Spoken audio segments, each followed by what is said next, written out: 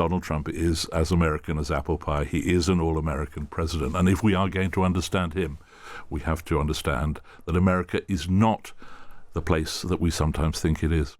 Now, so far this year, Donald Trump has kidnapped the Venezuelan president so he can take his oil, threatened to annex the land of a NATO ally, and launched a criminal probe against the chair of the Federal Reserve in an apparent effort to influence his decision-making on interest rates. Much of what the US president does appears to be completely unpredictable, maverick, even mad. But is Trump actually an outlier and a danger to the values that have underpinned American democracy for centuries, as many of his critics suggest? Or is he not? Well, in his new book, Made in America, Edward Stourton writes that Trump is actually a product of American history. And I'm delighted to say that Edward joins me now. Good morning. Thanks very much for being with us. Look, you write that you remember arriving in Washington as Channel 4's correspondent there under Ronald Reagan, and you remember leaving your liberal London newsroom under the impression that Reagan was a dangerous fool, similar to how some in the UK think of Trump. How did your experience in the US help you understand Reagan better? Well, as soon as you get there, you realise he had something that we just don't understand, which is how to talk to fellow Americans. And as it happens, my very first story, and goodness me, I went over on Concorde to cover it, imagine that, in the days when telly had lots of money, was the space shuttle disaster. And Reagan was due to give the State of the Union address that night.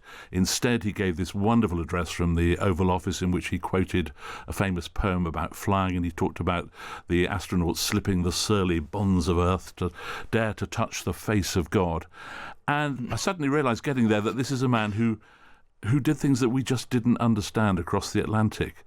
And the whole of my time there was a kind of learning process, and I've gone on learning, I think, ever since. I mean, that seems extremely different from Donald Trump. Donald Trump quoting, slipping the surly bonds of Earth. No, I don't think he would do that. No, he wouldn't do that. And he doesn't make speeches like that. And Reagan, of course, had the famous speech of Peggy Noonan, who was incredibly, sort of deeply soaked in American history and literature.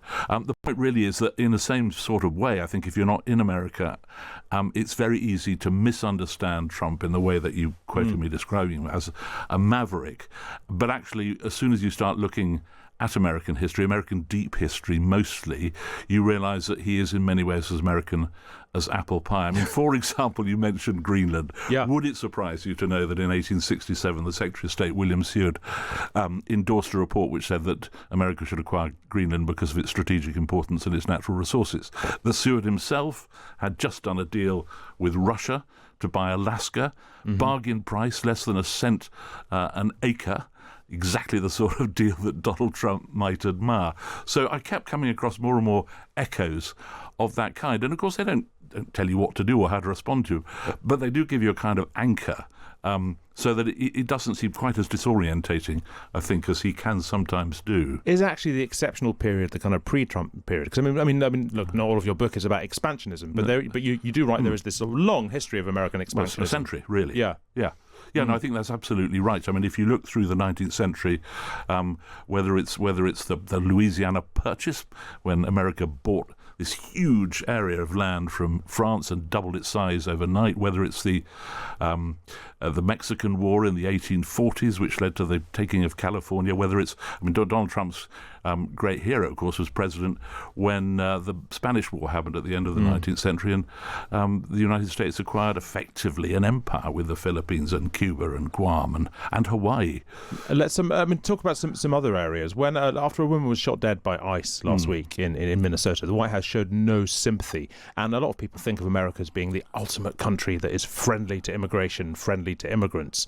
Where would you trace this more sort of aggressive approach that we've been seeing lately back to? I think that has to go back to the whole history of outbreaks of xenophobia and, of course, of the problem of race in the United States. I mean, one thing I found very instructive is the 14th Amendment, which Donald Trump is trying to reinterpret. That's the amendment which gives you automatic right of American citizenship if you are born in the United States.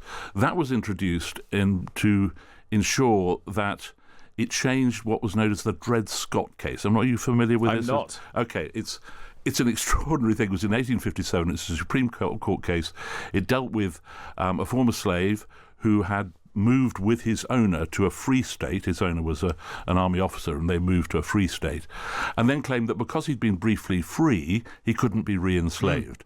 And the Supreme Court ruled not only that he was wrong, but that no black person could ever be a citizen of the United States. Wow. And that the founding fathers simply didn't mean what they said when they talked about we the people and so forth. So after the Civil War, the 14th Amendment is introduced in, I think, 1867 or thereabouts, to right that terrible wrong. So when you read about that, you understand why that issue that Donald Trump has raised is such an incredibly sensitive one, because it goes right back to those really raw issues of race, the Civil War, white supremacy, and all that's associated with that. Roots everywhere. Look, another thing that it seems to inform a lot of MAGA policy is a certain kind of Christianity, a sort of evangelical, muscular Christianity. You trace that back to the 17th century. Well, I mean, that's actually where I started the book in a way. It's after that sort of car crash moment in the Oval Office when there was a row between Zelensky, Trump, and J.D. Vance. And we did an item on the Sunday programme, which is a kind of religious look, if you like, at the week's news. How is it that many God-fearing, conservative, evangelical Christians, who would certainly have endorsed Ronald Reagan's view that the Soviet Union was the evil empire, have come to admire Vladimir Putin, who, of course, was a KGB officer in that empire? And the first answer is an easy one in a way. They rather admire his intolerance of minorities, of gay people, trans people. They sort of buy into his belief that he's the last bulwark of what we used to call Christendom against a degenerate Europe.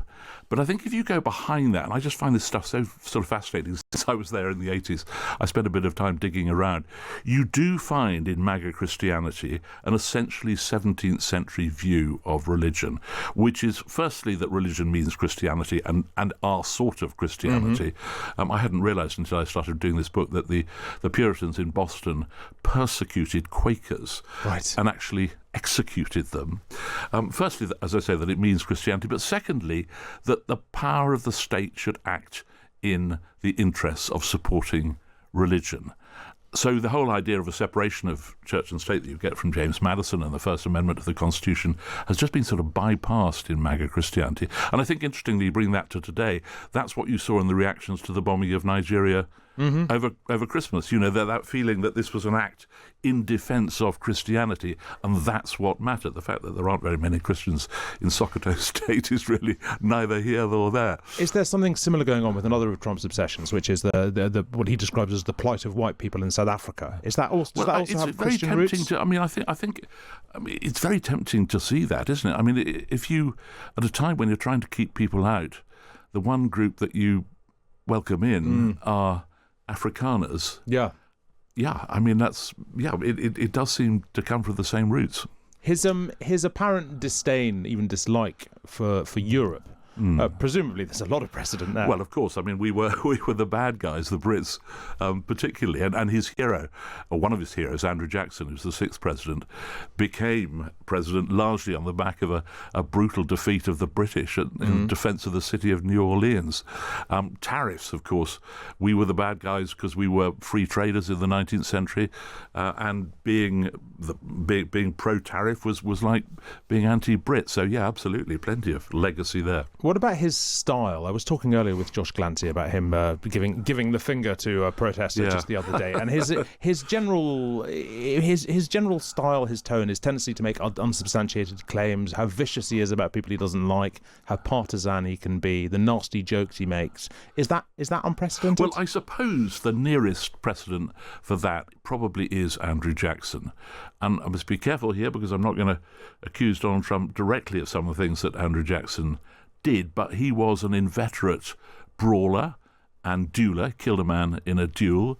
He was totally brutal in the way he treated his slaves, whom he bought, and was widely regarded. I mean, if you read the commentary of some of the sort of grandees, let's say, of the New England, Boston Brahmins and the old Virginia families, a lot of the commentary echoes some of the kind of establishment commentary that you've heard more recently about Donald Trump being, sort of too vulgar was the thought, really, and too much of a brute.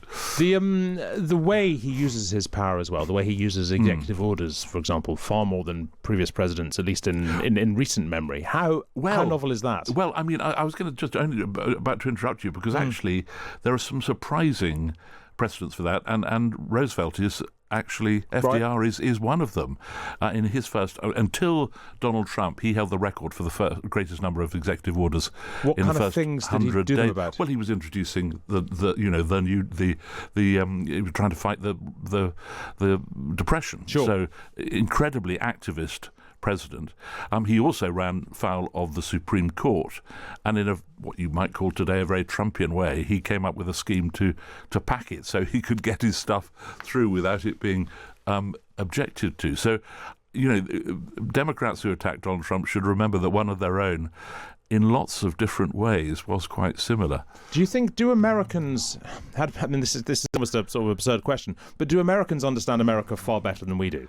Do Americans see the stuff and go, this is who we are, this is what we do? They probably don't look at it in the way that I've looked at it in this book and tried to spell it out for those of us who don't live in America. But I think instinctively, sure, a lot of this stuff is part of American culture. It's your inheritance, and just as there are lots of things we do that Americans probably don't understand, I began writing the book as a book about Trump. I ended it with a feeling actually it's a book about America. There's a great quote that Ed Murrow, the great broadcaster, used at the end of his program about Joe McCarthy, when he said, "The fault, dear," quoting Shakespeare, "the fault, dear Cassius, is not in our stars, it is with us." And actually, I suppose the conclusion of the book is that Donald Trump is as American as apple pie. He is an all-American president. And if we are going to understand him, we have to understand that America is not the place that we sometimes think it is. We've had a fantastic message while we were talking from Christiana. She says, please ask Edward Stourton to address and, if possible, explain how Trump fits into the tradition of presidents perfectly profiting from the position while in office. That I didn't do, and I think that's a really good and interesting question. Yes, I think I'm not sure that there is much precedent for that, actually. We found one at last. Absolutely. Look, I guess finally then, should we find this comforting? Or alarming? I suppose both are open to us. I suppose I just hope it's a help. You do feel a bit seasick, don't you, sometimes when the headlines come out of Washington, and they do come out like a blizzard, don't they? So you're sort of, it's like ducking under fire. But I think once you understand some of this stuff, you do at least feel there's a kind of anchor. Yeah. That it's not completely Maverick, as you quoted me saying earlier. History survives, America survives, maybe even will survive. Who knows? Edward Stourton, thank you so much. What a pleasure to speak to you. Thank you. Made in America is out tomorrow. It's, of course, available to order at the Times Bookshop, where Times Plus members can get a 20% discount. Just visit timesbookshop.co.uk.